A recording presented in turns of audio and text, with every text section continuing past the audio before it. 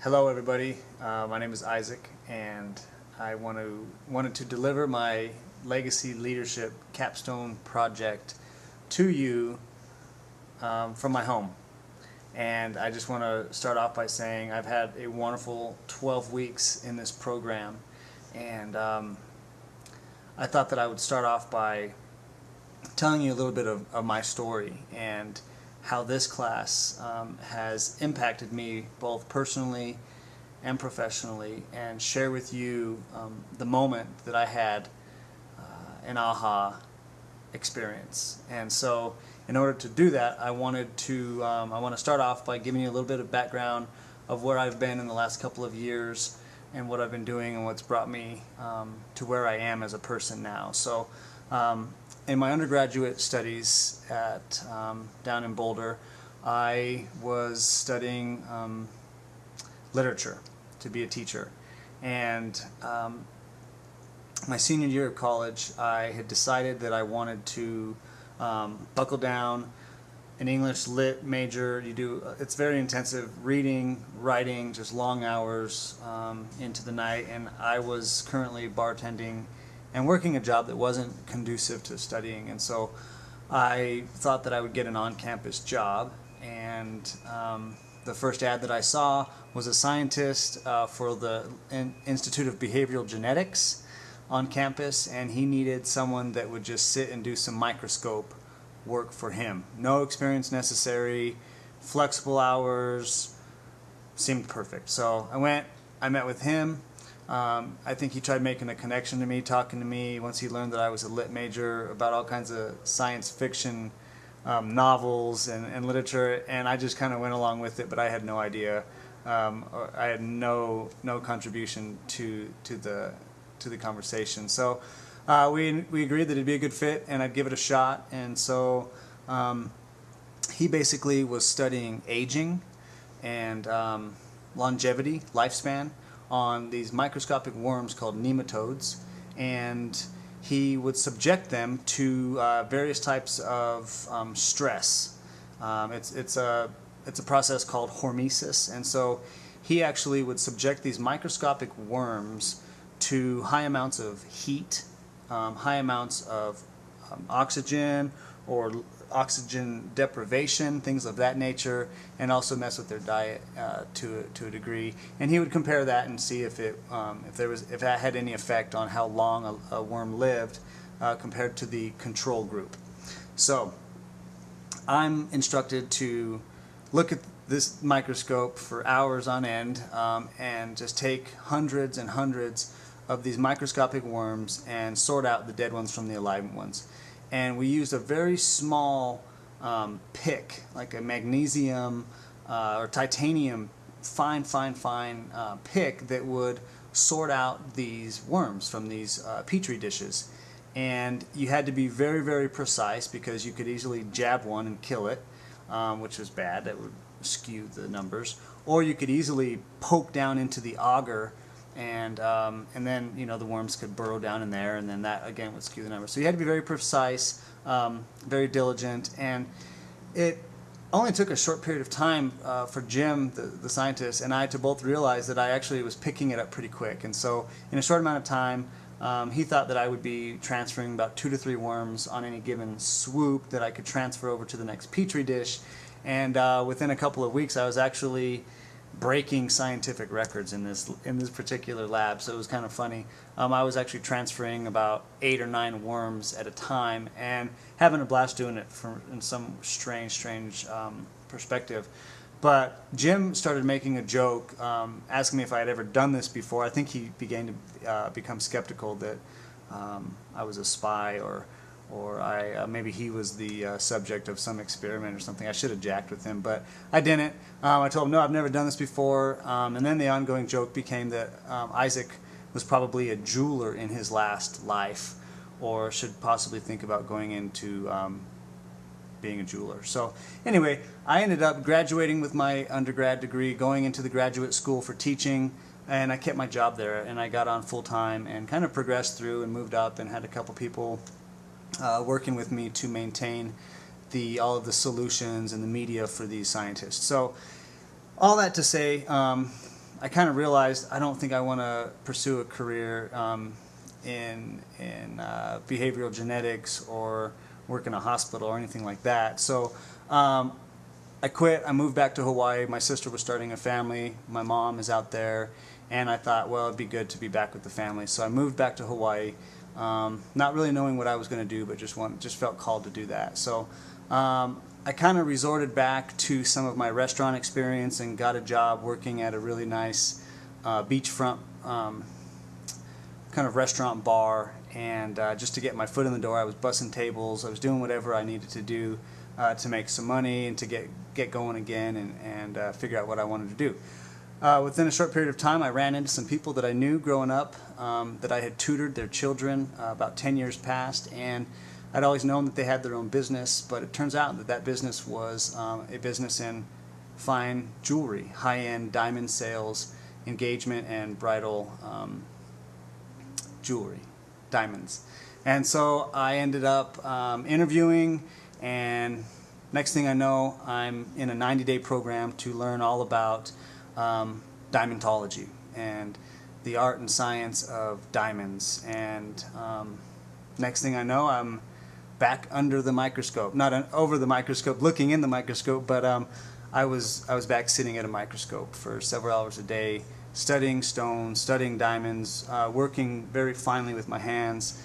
We had an on-site master jeweler there, and all of a sudden I started thinking that scientist had some weird premonition and had set me up for this. But it was fascinating what I learned about diamonds, and you know, really, for those of you that don't know a whole lot about diamonds, except for you like them, and they cost a lot of money, guys, and they start at the center of the earth, really deep in the earth's core, and they start as just carbon, as a piece of coal, and under high amounts of heat, high amounts of pressure, kind of like these worms that in the laboratory, diamonds would then, under those conditions, would form to what we see on the surface. They would surface up through lava tubes, end up in some riverbed somewhere, a lot of them in Africa, and they come in rough. The diamond is in the rough, if you've ever heard that. And so every diamond is unique, and all of these diamonds have, when they were created, had something that stayed behind inside the diamond of its original nature. So you might have little black specks called inclusions. You might have some crystalline figures called feathers, things like that of the nature that really make to the uniqueness of the stone. Some people consider them flaws, but really they're a unique way to identify that stone and to make it what it is. So why we like diamonds is because they shine. They're sparkly, they're rare, and I don't know, it's a conspiracy that women, I think, have, and they want men to buy them for them. But diamonds truly are unique and beautiful, and the reason that they are so is because one of their properties is to bring in white light that we see, ordinary white light, allow it to come into the stone through the top, which is called the table of the diamond, and enter into the diamond, and a properly proportioned diamond will keep that light in there, spin it around, reflect it, keep it, maintain all of that light, and then bounce it up and through the facets, and the light comes out refracted and brilliant, and you see the full spectrum, and that brilliance is what draws our attention. And that brilliance is kind of, it's a verb, it's the scintillating, the dancing of light, and it goes from ordinary white light coming in to this whole spectrum of brilliant light coming out. And so all that to say, a jeweler can't teach a diamond to be bright. A jeweler can't make the diamond any different than what that diamond already is, and it can't alter the characteristics of the diamond. And I think that it's pertinent to this class. We were studying a couple of books, actually several of books throughout this course, but two of them in particular stood out to me. And the first one that I want to just mention is First Break All the Rules. And in First Break All the Rules, it talks about some of the the best managers in the world, I guess, that were interviewed, and some of their characteristics and tendencies of what they thought maybe separated them from average managers to great managers. And one thing that they shared was that they didn't focus on weaknesses of an individual or their flaws of an individual and try to draw those things out. Instead, they worked around those, and they worked with what was already there in the individual, and they managed to that. They drew out what was already there: the strengths, the talents, the abilities, the skills. They wanted that person to be more of who they already were, instead of trying to change them, to put them under some perfect recipe or process or philosophy of becoming a great this or that. They want to focus on what that individual excels at, what their talents are, what are their recurring patterns of thought and behaviors and emotions that they could then draw some sort of productivity or professional endeavor out of that person. And so that hit me really hard, because I think that throughout our careers we sometimes think that in order to be great or to move up or to achieve success, we need to be like this person or that person, and we lose a bit of ourselves in that pursuit. And diamonds, they are cut by an artist or a jeweler, a laboratory. Diamonds need to be cut. Once they get to the surface, they're in a raw form.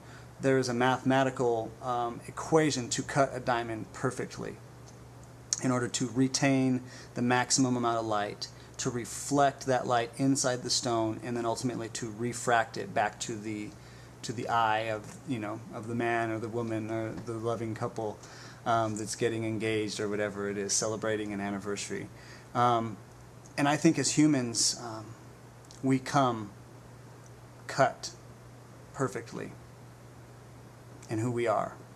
And it's our relationships that we build throughout life and at work that when we have that opportunity to engage with another person, maybe your manager, your supervisor, a leader, and those people can truly draw out the best of you, and they can see it. They can see your brilliance, just like that light, that ordinary light that a diamond allows in and then reflects it around and refracts it. I think we as individuals have that light and that brilliance.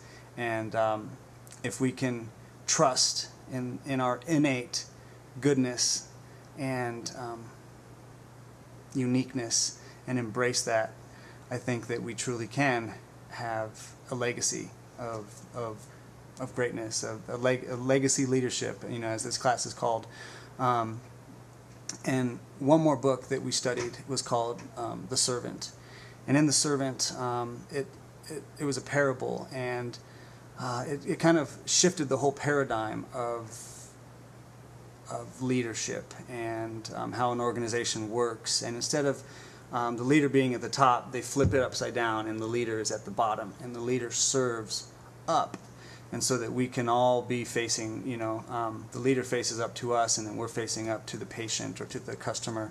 And a story really stuck out to me that was alluded to in a person in that book, and that really kind of hit home to me. And that person is Jesus. And in the Bible, one of the stories of Jesus was at the Last Supper, and he had informed his disciples that he was leaving. And his disciples started, bickering amongst one another about who was going to take over, who was going to be their leader. Their leader is leaving, and so who's the greatest among all of them? And as they're bickering back and forth and one-upping one another and saying it should be me, or it should, no way, it can't be you, Jesus silently takes off his robe and begins to wash the feet of the disciples. And that is just profound to me. I think it, just like a diamond, once it's cut, all we can do is polish it and clean off the gunk. Ladies, as you know, your diamonds from time to time get lotion and build up in gunk, and it's when you clean it, all of a sudden it's bright again. And I think just as Jesus cleaned the feet of the disciples, I think as managers and leaders and supervisors, you can do your best to clean off and kind of maybe break away some of the grime and the buildup that are in some of us. And I appreciate what David and Kristen have done and have allowed us to discover that in ourselves in this class. And all of you have done a wonderful job being open, genuine, transparent, and making it a very safe learning event for these last 12 weeks. And I thank all of you. And I hope that we continue to be able to serve one another and to grow and learn and be brilliant together, because we were made that way, and if we can just believe in that, I think we will see it. So it's getting late. I better hit the sack, but I'll see you all in the morning. Thank you very much. It's been a wonderful time, and I do have one benediction to give, but that will come live. So thank you.